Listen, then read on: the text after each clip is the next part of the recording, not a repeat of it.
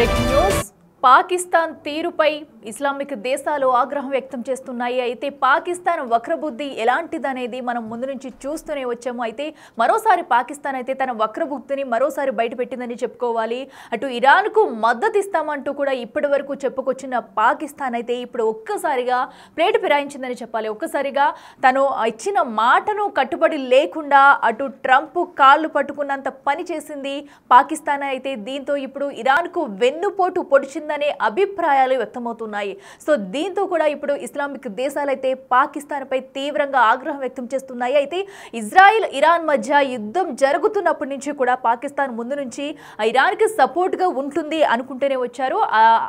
Pakistan support ఉంటుందని అటు Iran కూడా నమ్మింది. ఆ దేశ రక్షణ శాఖ మంత్రులు కూడా ఇప్పటివరకు చెప్పుకుంటా వచ్చారు. అయితే పాకిస్తాన్ ఇప్పుడు తన మాట మార్చి ఇరాన్కు సపోర్ట్ చేయడం మానేసి ఇరాన్కు ఇప్పుడు ప్రస్తుతం అయితే వెన్నుపోటు పొడిచిందనే చెప్పాలి. సో ఎందుకంటే ఏటు నుంచి చూసినా కూడా పాకిస్తాన్ అయితే ఇరాన్కు అయితే మద్దతు అయితే ప్రకటించడం లేదు. మరో పక్కన తన ఇస్తున్న మాటను కూడా వెనక్కి తీసుకుంది.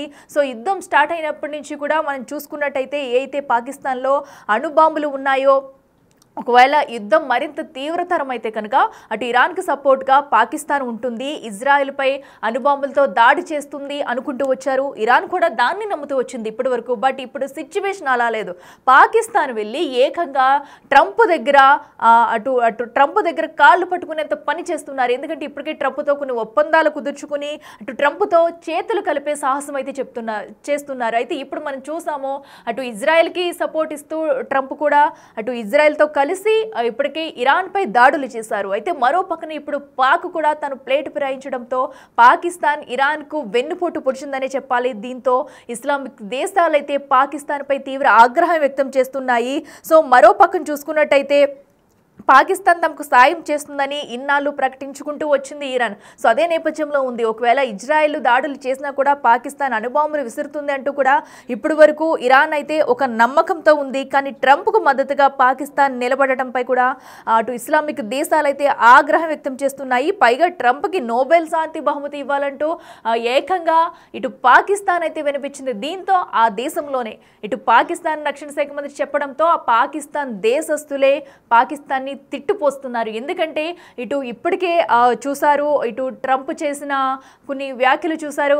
వీటన్నింటి తరుణంలో కూడా ఇప్పటికే పాకిస్తాన్ తీరుపై ఆ దేశస్తులే తీవ్రంగా మండిపడుతున్నారు. సో ఎందుకంటే ఇప్పుడు పాకిస్తాన్ ఇప్పుడు ఏ దేశంలోకి వెళ్ళినా కూడా ఎవరికి చూసినా సరే వెన్నుపోటు పొడిచేందుకైతే పాకిస్తాన్ రెడీగా ఉంటుంది. మరోసారి తన వక్ర బుద్ధినైతే బయట పెట్టిందనే చెప్పాలి. అసలు యుద్ధం స్టార్ట్ అయినప్పుడు అటు పాకిస్తాన్ ఇజ్రాయెల్ ఇరాన్ మధ్య యుద్ధం స్టార్ట్ అయినప్పటి నుంచి కూడా మేము మద్దతు ఇస్తాము, మేము సపోర్ట్ ఉంటామంటూ ప్రకటించుకొచ్చింది. అయితే అప్పుడు స్టార్ట్ అయిన మొదట్లో పాక్ రక్షణ శాఖ మంత్రి ఇరాన్కు మద్దతు ఇస్తామంటూ కూడా కొన్ని ప్రకటనలు అయితే చేశారు, కొన్ని కీలక వ్యాఖ్యలు చేశారు. ఒకసారి ఆయన ఏమన్నారో మనం విందాం. ईरान की वसातत से मुकम्मल यकजहती का इजहार हम करते हैं अपने ईरानी भाइयों के साथ, और इस आजमाइश की घड़ी में हम उनके साथ हैं, हर तरीके से उनके साथ हैं। उनको जिस किस्म की ज़रूरत होगी इंटरनेशनल लेवल पे, यूनाइटेड नेशंस पे या किसी और अदारे पे या इस्लामिक कॉन्फ्रेंस के अदारे पे, कहीं भी हम उनके मफादात का जो है तहफ़्फ़ुज़ करेंगे इंशाअल्लाह ताला। वो हमारे भाई हैं, हमारे हमसाए हैं, उनका दुख दर्द, उनकी खुशियाँ, उनका गम जो है हमारे साथ जो है मुश्तरक है। ईरान की वसातत से मुकम्मल यकजहती का इजहार हम करते हैं अपने ईरानी भाइयों के साथ, और इस आजमाइश की घड़ी में हम उनके साथ हैं, हर तरीके से उनके साथ हैं। उनको जिस किस्म की ज़रूरत होगी इंटरनेशनल लेवल पे, यूनाइटेड नेशंस पे या किसी और अदारे पे या इस्लामिक कॉन्फ्रेंस के अदारे पे, कहीं भी हम उनके मफादात का जो है तहफ़्फ़ुज़ करेंगे इंशाअल्लाह ताला। ఎస్ చూసాం కదా పాక్ రక్షణ శాఖ మంత్రి ఖనాజా ఆసిఫ్ అయితే ఏం వ్యాఖ్యలు చేశారో, ఒకవేళ యుద్ధం వస్తే కనుక మా సపోర్ట్ పూర్తిగా ఇరాన్ వైపు ఉంటుందంటూ కూడా చెప్పకనే చెప్పుకొచ్చారు. అయితే ఇప్పుడు ఆ మాట అయితే మార్చింది. అయితే మరో పక్కన ఇరాన్ ఎంత గట్టి నమ్మకం ఉందంటే ఒకవేళ ఇజ్రాయెల్ మాపై దాడి చేస్తే కనుక పాకిస్తాన్ ఖచ్చితంగా అణుబాంబులతో దాడి చేస్తుందంటూ ఇరాన్ అయితే చెప్పుకుంటూ వచ్చింది. ఎవరైతే ఇరాన్కు చెందిన IRGC జనరల్ మొహసిన్ రిజాయి ఉన్నారో ఆయనైతే చెప్పారు, చాలా నమ్మకంతో పాకిస్తాన్ మాకు మద్దతు ప్రకటిస్తుంది, మాకు ఇజ్రాయెల్ దాడి చేస్తే అణుబాంబును ప్రకటిస్తుందని చెప్పుకొస్తే మాత్రం అటు పాక్ విదేశాంగ శాఖ మంత్రి అయితే మేము అణుబాంబ అయితే వేయము కానీ మద్దతు ప్రకటిస్తామంటూ కూడా అక్కడే తమ లోపాయికారి ఒప్పందం అయితే కుదుర్చుకున్నట్టు కనిపిస్తుంది. సో ఎందుకంటే ముందు పూర్తి మద్దతు ఉంటుందని చెప్పిన వారు నెక్స్ట్ పాక్ విదేశాంగ శాఖ మంత్రి ఎవరైతే ఉన్నారో ఆయన మాత్రం మేము అణుబాంబ అయితే వేయము, కేవలం మద్దతు మాత్రమే ప్రకటిస్తామంటూ కూడా ఆయన చెప్పుకొచ్చారు. ఒకసారి ఆయన ఏమన్నారు చూద్దాం. लेटेस्ट इंट्रीग हुई है ऐसी सोशल मीडिया के हवाले से कि जी उनके ईरान के एक जनरल्स को कोट करके कि जी पाकिस्तान ने ये कहा है कि अगर इसराइल ने हमारे ऊपर न्यूक अटैक किया तो पाकिस्तान इसराइल के ऊपर न्यूक्लियर हमला कर देगा। ये गैर ज़िम्मेदाराना और इतनी झूठी खबर है और वो सोशल मीडिया में चलती चलती अभी मुझे थोड़ी देर पहले पता चला कि डेली मेल ने पिक कर लिया इंग्लैंड में। तो मैं और पाकिस्तान का डिटरेंस इज ऑब्वियसली अल्लाह ताला ने इस मुल्क को ना सिर्फ न्यूक्लियर कुव्वत बनाया बल्कि मिसाइली कुव्वत भी बनाया हुआ है और कई ममालिक को तकलीफ भी होती है, लेकिन ये हमारी अपनी सिक्योरिटी के लिए है, हमारी अपनी स्टेबिलिटी के लिए है, इस रीजन में स्टेबिलिटी के लिए है। वरना 9/11 के बाद दोनों फौजें 11 महीने eyeball to eyeball खड़ी रही। अगर ये ना होता तो शायद पता नहीं क्या हो जाता उस वक्त, क्योंकि इंडिया को तो कोई मौका चाहिए था। तो मैं सिर्फ ये क्लैरिफाई करना चाहता हूँ, क्योंकि अभी भाई ने बात भी की है तो मैंने सोचा कि मैं हाउस को जो अब तक की डेवलपमेंट्स हैं बैठा हूँ तो मैं शेयर कर लूँ। तो हमने कोई ऐसी स्टेटमेंट हमारी तरफ से कोई ना स्टेटमेंट किसी ने दी है, इसको फैब्रिकेट किया गया है इसको। और मैंने आपको एक वो मिसाल दे दी है कि कल प्रेसिडेंट ट्रंप की चल रही थी और वो जब हमने 3 जगह से चेक करवाए तो वो AI जनरेटेड यानी वो फेक थी वो जो क्लिप था। ఎస్ చూసాం కదా అటు పాకిస్తాన్ విదేశాంగ శాఖ మంత్రి మాట్లాడిన వ్యాఖ్యలు అయితే అణుబాంబునైతే మేము వెయ్యము, కేవలం మద్దతు వరకు అయితే ప్రకటిస్తామంటూ కూడా వెంటనే అటు మాట మార్చిన తీరైతే మనం చూస్తున్నాము. సో అక్కడే అటు పాక్ వక్రబుద్ధి ఏంటనేది కూడా తెలుసుకుంటూ వచ్చింది. అయితే మరొక దీనిలో బిగ్ షాకింగ్ న్యూస్ ఏంటంటే ఎవరైతే పాకిస్తాన్ ప్రభుత్వం అటు ట్రంప్కి అయితే శాంతి నోబెల్ బహుమతి ఇవ్వాలంటూ ఒక నిర్ణయం తీసుకుంది. దీంతో పాటు బలూచిస్తాన్లో ఉన్న ఖనిజాలు ఏవైతే ఉన్నాయో వాటన్నింటినీ తీసుకెళ్లి అటు అమెరికాకు అంటే ట్రంప్ చేతుల్లో పెట్టేందుకు అమెరికాకు దారాదత్తం చేసేందుకు కూడా సిద్ధమైంది. సో దీనికోసమే అటు ట్రంప్తో లంచ్ మీటింగ్లో ఈ నిర్ణయాలు తీసుకున్నట్టుగా కూడా కొన్ని వార్తలు అయితే బయటకు వచ్చాయి. అయితే దీనికి సంబంధించి ట్రంప్తో ఏదైతే లంచ్ భేటీ జరిగిందో ఆసిమ్ మునీర్ ఎవరైతే ఉన్నారో లంచ్ భేటీలో కూడా ఇటు బలూచిస్తాన్లో ఉన్న ఖనిజాలన్నింటినీ కూడా అమెరికాకు దారాదత్తం చేసేందుకు సిద్ధమయ్యాడంటూ కొన్ని వ్యాఖ్యలు అయితే వచ్చాయి. అయితే ఈ మీటింగ్ కూడా ఇప్పుడు సంచలనంగా మారిందనే చెప్పాలి. అయితే దీంతో అటు పాకిస్తానీలే ఇటు ప్రభుత్వం అయితే విరుచుకుపడుతున్నారు. అసలు ఖనిజాలను దారాదత్తం చేయడం ఏంటి, రక్తపాతం సృష్టిస్తున్న ఇటు ట్రంప్కి అయితే ఇటు శాంతి బహుమతులు ఇవ్వడం ఏంటంటూ కూడా పలు విమర్శలు అయితే వ్యక్తమవుతున్నాయి. అయితే మరో పక్కన ఈ లంచ్ భేటీకి సంబంధించిన వ్యవహారం అయితే చాలా చర్చనీయాంశంగా మారింది. ఖనిజాలను ఇవ్వడం ఏంటంటూ కూడా తీవ్ర విమర్శలు అయితే గుప్పిస్తున్నారు. ఒకసారి ఆ మీటింగ్కి సంబంధించిన డీటెయిల్స్ చూద్దాం. इसलिए भी चाइनीज़ बलूचिस्तान में आज हमारे फील्ड मार्शल आसिम मुनीर साहब अमेरिका में हैं और उनकी सुनी जा रही है और वो बात कर रहे हैं इन्वेस्टमेंट पे कि किस तरह हमारे यहाँ ये हम बलूचिस्तान के मिनरल्स में इन्वेस्टमेंट अमेरिका की हो। तो मैं बात को वाइंड अप करते हुए कहूँगा मेरे इलाके में इसलिए भी चाइनीज़ बलूचिस्तान में आज हमारे फील्ड मार्शल आसिम मुनीर साहब अमेरिका में हैं और उनकी सुनी जा रही है और वो बात कर रहे हैं इन्वेस्टमेंट पे कि किस तरह हमारे यहाँ ये हम बलूचिस्तान के मिनरल्स में इन्वेस्टमेंट अमेरिका की हो। तो मैं बात को वाइंड अप करते हुए कहूँगा मेरे इलाके में इसलिए भी चाइनीज़ बलूचिस्तान में आज हमारे फील्ड मार्शल आसिम मुनीर साहब अमेरिका में हैं और उनकी सुनी जा रही है और वो बात कर रहे हैं इन्वेस्टमेंट पे कि किस तरह हमारे यहाँ ये हम बलूचिस्तान के मिनरल्स में इन्वेस्टमेंट अमेरिका की हो। तो मैं बात को वाइंड अप करते हुए कहूँगा मेरे इलाके में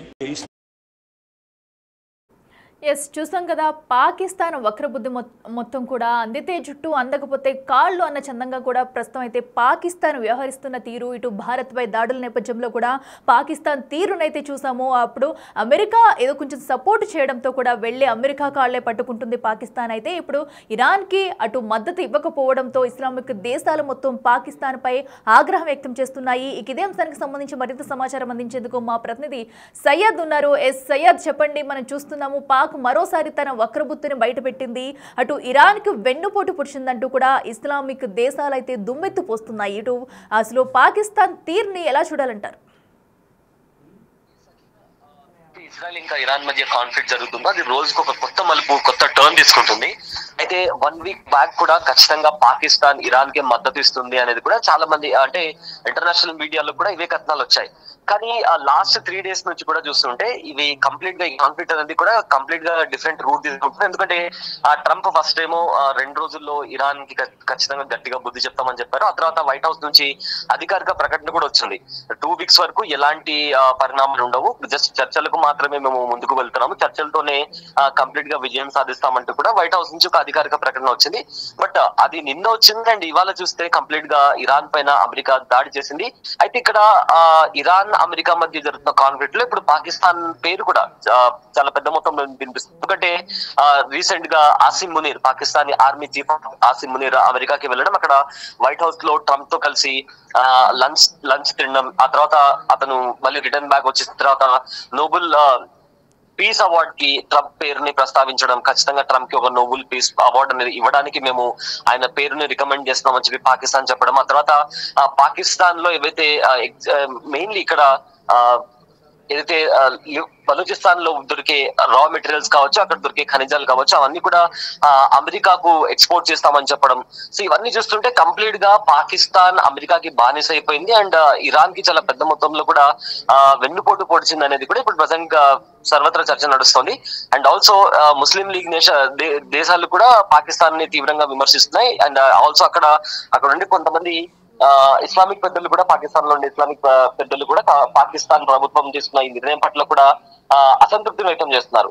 అయితే పాకిస్తాన్ ఇక్కడ ఇండియా పైన పట్టు సాధించడానికి, ఎందుకంటే మన రీసెంట్ గా జరిగిన G7 సమిట్ లో కూడా ఇండియా పాకిస్తాన్ మధ్య ఏదైతే సీజ్ ఫైర్ జరిగిందో దానికి ట్రంప్ ప్రమేయం లేకుండానే మేము సీజ్ ఫైర్ నెలకొల్పామని చెప్పి కూడా భారతదేశ విదేశాంగ మంత్రి కూడా చెప్పారు. కానీ పాకిస్తాన్ మాత్రం తాను ఫర్దర్ గా ఏదైనా పాకిస్తాన్ పైన ఏదైనా ఇండియా అటాక్ చేసినా లేదా ఇండియా తరపు నుంచి ఏదైనా వాళ్లకు మిలిటరీ ఎదుర్కోవడానికి ఉన్నప్పుడు కూడా అమెరికా నుంచి సపోర్ట్ కావాలి. కాబట్టి అమెరికా చెప్పిన ప్రతిదీ కూడా పాకిస్తాన్ వింటుంది. సో ఇక్కడ కంప్లీట్ గా కూడా పాకిస్తాన్ అమెరికా ఆధీనంలోకి వెళ్లిపోయింది. కేవలం అక్కడ ఏషియన్ కంట్రీస్ లో ఉన్న దేశాలలో పాకిస్తాన్ పై చేయి సాధించాలి అనే ఒక నెపంతో కంప్లీట్ గా అండర్ ఇన్ఫ్లుయెన్స్ ఆఫ్ అమెరికా వెళ్లిపోయింది అనేది కూడా చాలా మంది పొలిటికల్ ఎక్స్పర్ట్స్ కూడా చెప్తున్నారు. సో ప్రజెంట్ అయితే పాకిస్తాన్ ఏదైతే ఇరాన్ ని కాకుండా అమెరికా వైపు నిలబడిందో దీన్ని కంప్లీట్ గా ముస్లిం లీగ్ దేశాలు కూడా విమర్శిస్తున్నాయి, ఆరోపిస్తున్నాయి కూడా. అండ్ ఆల్సో చాలా మంది పాకిస్తాన్ లో, ఎక్కువగా పాకిస్తాన్ లో ఉండే ఇస్లాం పెద్దలు కూడా పాకిస్తాన్ ప్రభుత్వం తీసుకున్న ఈ నిర్ణయం పట్ల కూడా అసంతృప్తి, వాళ్ళు వ్యతిరేకంగా ఉన్నారు అండ్ విమర్శలు కూడా చేస్తున్నారు. పైగా ట్రంప్ ఎన్నో యుద్ధాలు ఆపారు కాబట్టి ఆయనకు నోబెల్ పీస్ అవార్డు ని కూడా ఇవ్వాలి అంటూ కూడా పాకిస్తాన్ పేర్కొనడంతో ఇప్పుడు ప్రతి ఒక్కరు కూడా పాకిస్తాన్ పైన మీమ్స్ చేస్తూ అదేవిధంగా క్రిటిసైజ్ చేస్తున్నటువంటి పరిస్థితి కూడా కనిపిస్తుంది అట్లా. అయితే సయ్యద్, మనం చూస్తున్నాము ఇప్పటికే అయితే ఖనిజాలను దారాదత్తం చేస్తారు అనే వ్యాఖ్యలు కూడా వచ్చాయి. అయితే వీటన్నింటినీ కూడా లోబచుకునేందుకే ట్రంప్ కూడా ఇటు పాకిస్తాన్తో కుమ్మక్కై ఉంటున్నారు అనుకోవచ్చా?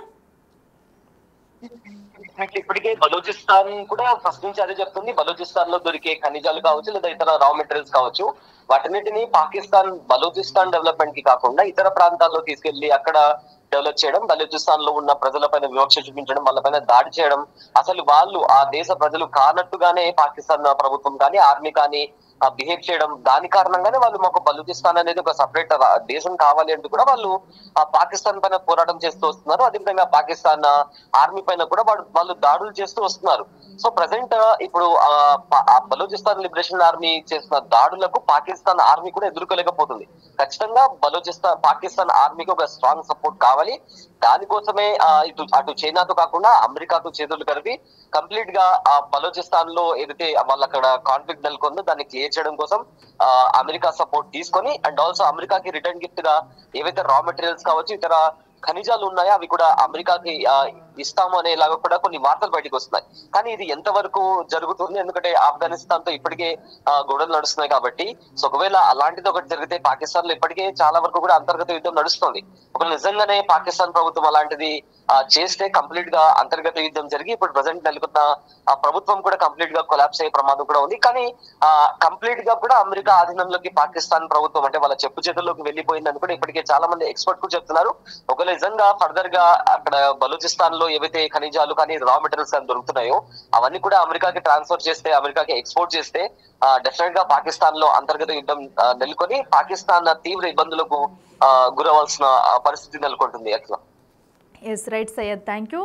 సో చూస్తున్నాం కదా, ప్రస్తుతం అయితే పాకిస్తాన్ వక్రబుద్ధి మరోసారి బయటపెట్టిందనే చెప్పాలి. ఇటు ఇరాన్కు అయితే తీరని ద్రోహం చేస్తుందంటూ ఇటు ఇప్పటికే దుమ్మెత్తిపోస్తున్నాయి ఇస్లామిక్ దేశాలు. అయితే ఇప్పటికైనా పాక్ ముందు ఏం చేయబోతుంది అసలు? ఇప్పుడు ఈ రోజు వరకు కూడా అటు ఇజ్రాయెల్ ఇరాన్ మధ్య జరుగుతున్న యుద్ధంలో అయితే ఇరాన్కు మద్దతు ఇస్తాము అంటూ కూడా చెప్పుకొచ్చిన పాకిస్తాన్ ఒకేసారి మాట మారుస్తూ కూడా ట్రంప్ వైట్ హౌస్లో మీటింగ్స్ పెడుతున్నారు. అలాగే బలూచిస్తాన్లో ఉన్న ఖనిజాలన్నీ కూడా అటు ట్రంప్కు దారాదత్తం చేసేందుకైతే పాకిస్తాన్ సిద్ధమైంది. అయితే ఇప్పటికీ ఆ దేశంలో పలు విమర్శలు ఎదుర్కొంటున్నారు సొంత దేశంలోనే. మరి ఇప్పుడు దేశస్తులు ఎలాంటి నిర్ణయాలు తీసుకుంటారు? ఇంకా ట్రంప్కి ఇటు అలాగే అమెరికాకి పాకిస్తాన్కి మధ్య ఇంకా సాన్నిహిత్యం పెరుగుతుందా అనేది కూడా చూడాలి.